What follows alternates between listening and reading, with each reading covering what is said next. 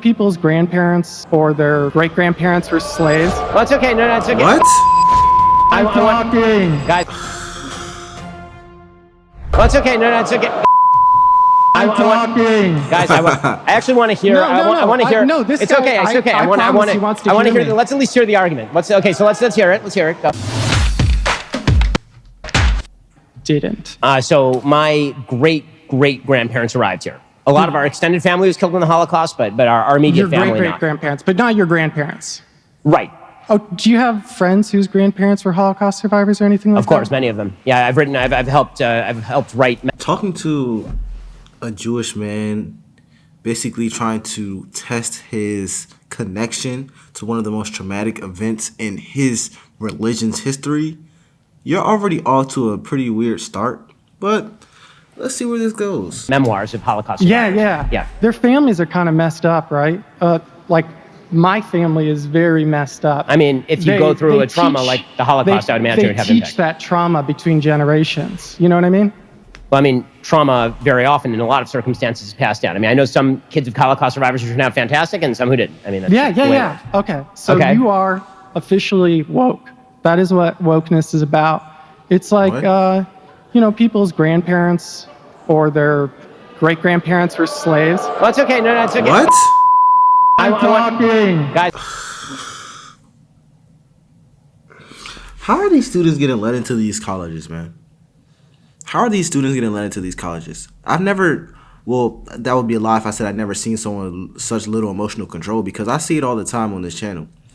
But the fact that a lot of these students have such little emotional control to where you're cursing out the crowd and basically trying to allude to any persons or group of people who have a traumatic history cannot basically lead to a life of success is just crazy to me. You're trying to look at a Jewish man and saying, well, since I guess Jewish people have this history of trauma, they won't be able to achieve success. That's what you're implying. That is the most delusional thing I've ever heard, if I'm being honest. And it just makes me think of myself, honestly, because if you say that about the Jewish community, what are you saying about the black community? Do you think black people will not be able to achieve success because we had slavery in America, or we had civil rights oppression? No, I don't agree with that. But you obviously are on this little weird woke train of, I don't know, man. I don't know. I actually want to hear. I want to hear. No, this it's guy, okay. It's okay. I want to hear. Let's at least hear the argument. Let's hear it. Let's hear it. Go. What? He wants to hear me. I do want to hear it. It's fine. Let him go. Let's hear it. Come on. So explain how that's woke. So, I mean, the whole thing is like, let's see. So during Silent Calvin Coolidge's administration, do you know about like the Great Mississippi Flood back in the 1930s? I understand that American history is filled with racial evil. Yeah. And that causes some intergenerational trauma, which affects people's ability to be so let me things like that. Fine. So let me ask you a question. Yeah. Why? So if the idea is that history has consequences, of course that's true. That's not wokeness. Yeah. That is not wokeness. What wokeness suggests is that fundamental institutions in American society are so. Yes, it 100% does. I ran Elizabeth Warren's campaign. I helped organize her volunteers around here. What? I am a representative of wokeness. Okay. Well, and that's this is all it is. Well, I mean, like, I keep hearing this term generational trauma from a lot of young liberal students, because I'm assuming that's what he is. He's at it looks like some type of college event, and the man talking looks relatively young. Not too young, but relatively young. I keep hearing the term generational trauma and how it can lead to a bad life, how it can possibly lead to bad choices. And this is usually an argument for some sort of affirmative action or some sort of social program to aid a group of people.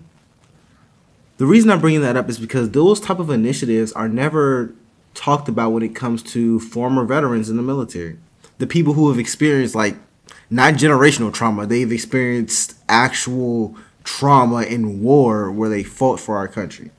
Those type of initiatives, these type of discussions are never brought up for veterans who are actually experiencing trauma today. These type of issues are never brought up to people who face large amounts of mental illness. Did you know 67% of homeless people face some type of mental illness? And a large portion of homeless people are veterans.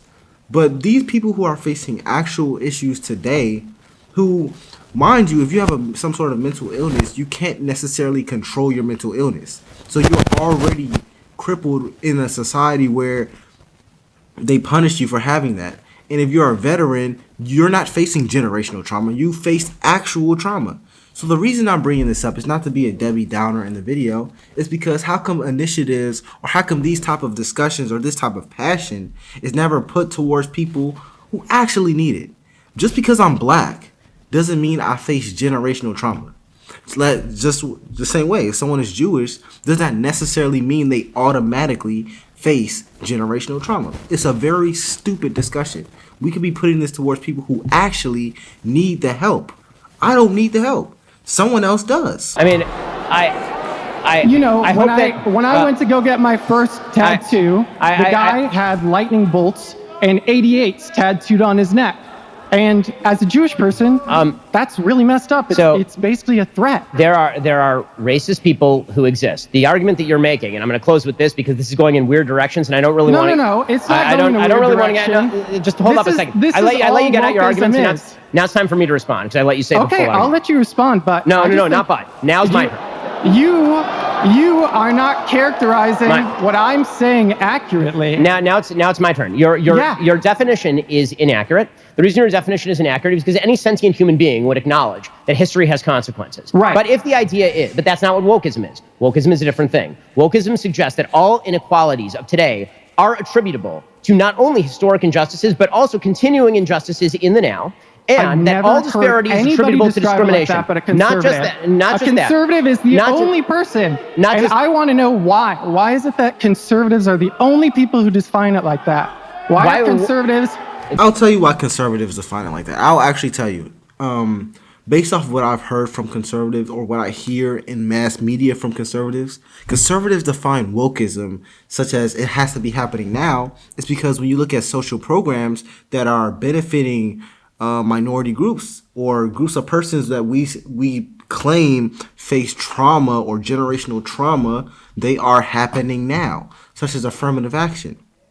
And I'm just using this as an example. Affirmative action didn't cease to exist when the civil rights movement ended. Affirmative action exists today. Social programs for scholarships for minorities exist today.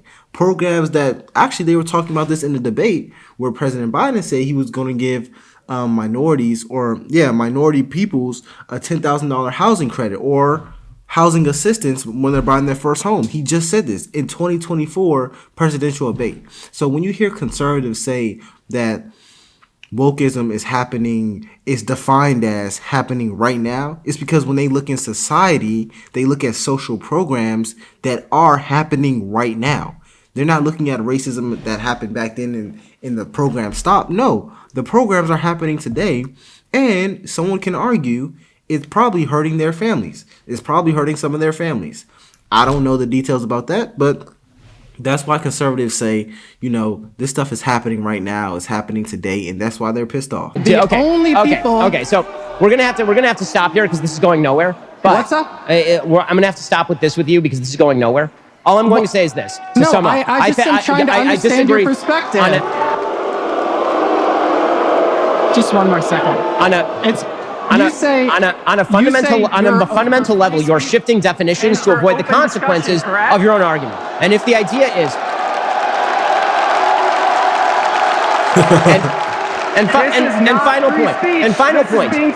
final point, if you are going to hold on, if you are also, just final point to sum up there.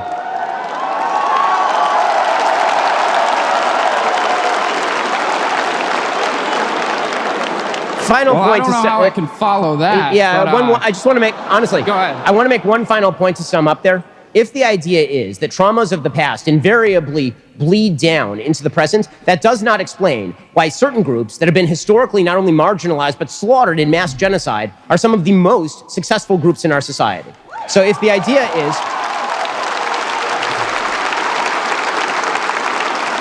If the idea is that past trauma always equals current inequality, or that my actions in, say, robbing a convenience store are attributable to bad actions that happened in Alabama in 1930, the answer to that is no. Don't rob the convenience store. The only way they are going to be able to break the chain of history is to make good decisions. What people on the left don't like to talk about is actual solutions. What they like to do is bitch about problems that existed 60 years ago and blame those for failures to solve them now.